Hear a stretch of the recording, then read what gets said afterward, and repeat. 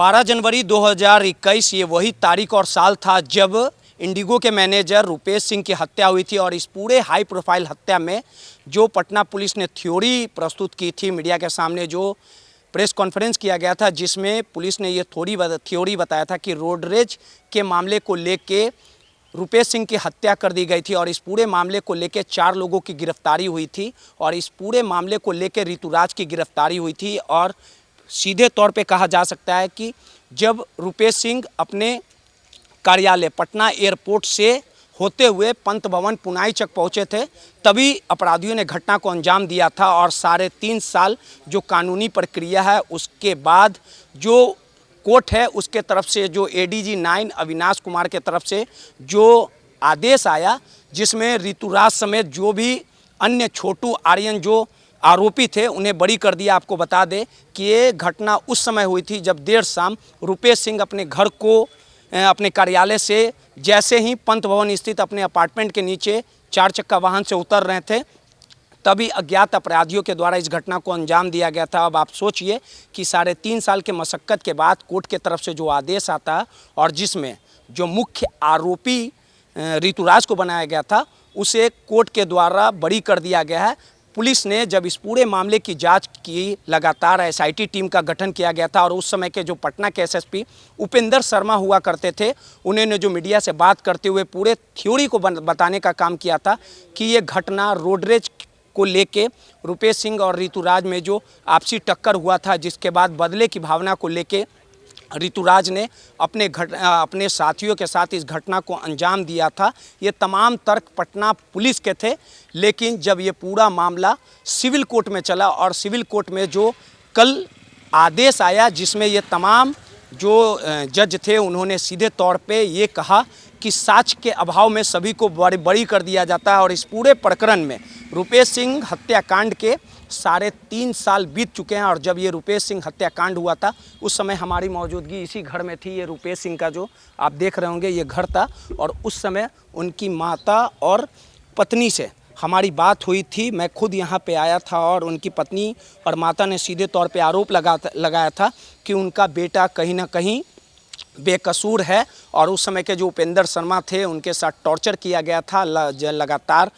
ऋतुराज से ज़बरदस्ती ये कबूलनामा करवाया गया था। लेकिन लगातार कानूनी प्रक्रिया के बाद घटना के 3.5 साल बीत चुके हैं और उसके बाद जो कोर्ट के तरफ से आदेश आया है उसमें ये साफ तौर पे कहा गया है कि साक्ष्य का अभाव है। अब आप समझिए कि जो वर्तमान सरकार है जो कहती है कि ना हम किसी को फंसाते हैं ना किसी को बचाते हैं, लेकिन इस पूरे प्रकरण में जो जज का आदेश आया और बाइज्जत बरी जो रुपेश सिंह हत्याकांड के जो मुख्य आरोपी रहे ऋतुराज, पुलिस के तरफ से जो आरोप लगाया था, गिरफ्तारी हुई थी, उसके बाद कोर्ट ने साक्ष्य के अभाव में बरी करने का काम किया। इस पूरे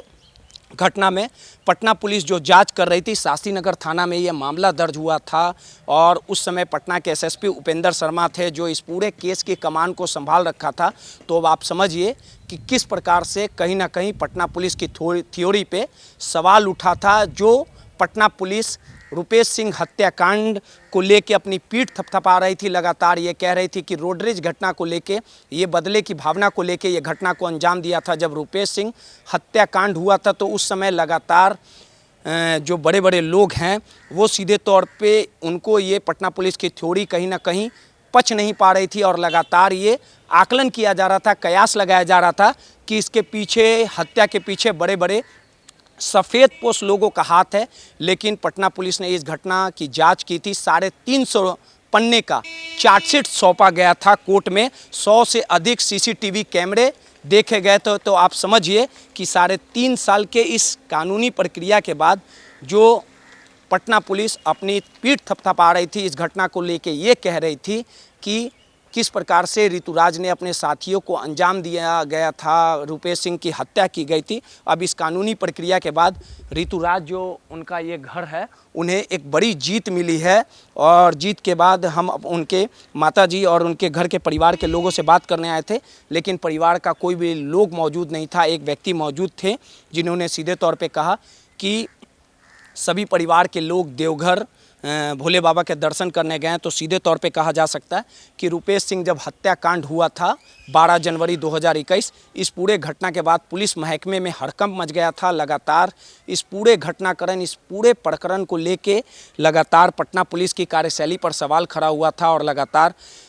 शास्त्रीनगर थाना क्षेत्र के उस समय के जो थाना प्रभारी रमाशंकर हुआ करते थे, पुलिस इस पूरे मामले की जांच की और जांच में जो तथ्य सामने आए, जो चीज़ें सामने आई, जिसमें ऋतुराज की गिरफ्तारी की बातें सामने आई थी, मीडिया के सामने आया था और मीडिया के सामने आते हुए उस समय के जो एसएसपी उपेंद्र शर्मा हुआ करते थे, उन्होंने सीधे तौर पे बताया था कि जब एक दिन रुपेश सिंह अपने एयरपोर्ट से जब कार्यालय से निकल रहे थे, तभी लोजपा कार्यालय के पास ऋतुराज से उनकी गाड़ी टकराती है और ऋतुराज को एक थप्पड़ रुपेश सिंह जड़ देते। इसी बादले की भावना को लेके ऋतुराज ने अपने साथियों के साथ इस घटना को अंजाम दिया था। ये तमाम तर्क और पटना पुलिस के थ्योरी थे और पटना पुलिस ने ऋतुराज को गिरफ्तार करती है। 100 सीसीटीवी कैमरे, तकनीकी अनुसंधान को लेकर जिस प्रकार से ऋतुराज की गिरफ्तारी हुई थी, लेकिन अब देखिए कि इस पूरे कानूनी प्रक्रिया में पटना पुलिस ने जो तमाम तर्क थ्योरी को रखने का काम किया था, प्रेस कॉन्फ्रेंस किया था और तमाम घटनाओं को मीडिया के सामने अवगत कराया था और इस पूरे मामले को लेकर ऋतुराज की गिरफ्तारी हुई थी। उसके बाद कानूनी प्रक्रिया 3.5 साल चलती है और उसके बाद कल कोर्ट की तरफ से ये आदेश आता है कि जिस प्रकार से पटना पुलिस ने जो अपनी 350 पन्ने की चार्जशीट दी थी, कोर्ट में प्रस्तुत की थी, यानी केस डायरी प्रस्तुत की थी, तमाम घटनाओं का अवलोकन किया था, तमाम घटनाएं चार्जशीट में अंकित थे, लेकिन ये तमाम जो पटना पुलिस के तरफ से जो आधार रखा गया था वो पूरी तरह से बेबुनियाद था और कोर्ट के तरफ से जो ऋतुराज है उसे बरी किया गया है। और कहीं ना कहीं जो ये जो परिवार है जो लगातार 3.5 सालों से दर्द झेल रहा था, दुख झेल रहा था, इसे इन्हें कहीं ना कहीं एक बड़ी जीत मिली है और सीधे तौर पे कहा जा सकता है कि पटना पुलिस और बिहार सरकार का जो तर्क है, बिहार पुलिस का जो तर्क रहता है कि ना हम किसी को बचाते हैं ना फंसाते हैं, इस घटना से पटना पुलिस कितने बेकसूर को फंसाने का काम की थी और जो रुपेश सिंह हत्याकांड के घटना को जो अंजाम दिए होंगे वो आज भी कहीं ना कहीं मौज कर रहे हैं। और इस घटना से वर्तमान सरकार और जो उस समय के जो पुलिस अधिकारी जो इस मामले की जांच किए थे, जो तमाम अपने तर्क को रखने का काम मीडिया के सामने, तमाम मामलों के खुलासा करने का जो बात कह रहे थे, जो अपने आप को ये बता रहे थे कि इस मामले का उद्भेदन उन्होंने किया है, सटीक अनुसंधान किया है, लेकिन उनके तमाम दावों और वादों पे कहीं ना कहीं जो झूठ का जो पुलिंदा था, कोर्ट ने सब कुछ बारीकी से खोलने का काम किया और ये परिवार को एक बड़ी जीत मिली है। कैमरामैन ऋतिक के साथ रोहित यादव, दर्श न्यूज, पटना।